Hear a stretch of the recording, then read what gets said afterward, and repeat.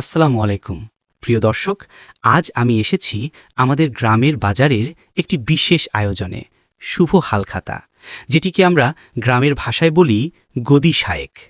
প্রতি বছর বাংলা নতুন বছর শুরুতেই গ্রামের বাজারে মুদি দোকান, মনোহারি দোকান, হার্ডওয়্যার দোকান, এমনকি বড় বড় শোরুমগুলোতেও এই শুভ হালখাতার আয়োজন করা হয়।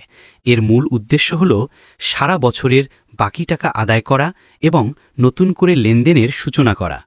আমি আজ এসেছি সোহেল ভাইয়ের এবং রাসেল ভাইয়ের ভীষণ শোরুমে, যেখান থেকে আমি কিছুদিন আগে একটি রাইস কুকার কিনেছিলাম।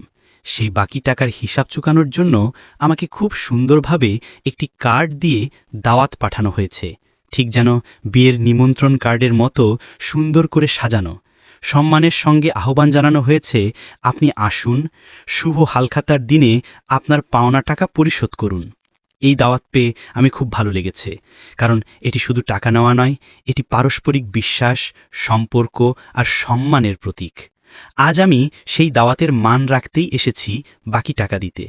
দেখতে পাচ্ছি অনেকেই এসেছেন, কেউ কেউ এখনও আসেননি।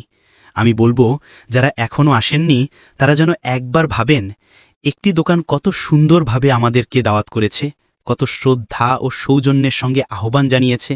তাই আমাদেরও উচিত সেই আহ্বানের সম্মান রাখা, দোকানে গিয়ে হাসি মুখে বাকি টাকা পরিশোধ করে আসা। শুভ হালখাতা শুধু ব্যবসায়ী আর ক্রেতার সম্পর্ক নয়, এটি গ্রামের ঐতিহ্য, বিশ্বাসের বন্ধন আর অর্থনৈতিক সততার প্রতিচ্ছবি। সবাইকে জানাই শুভেচ্ছা।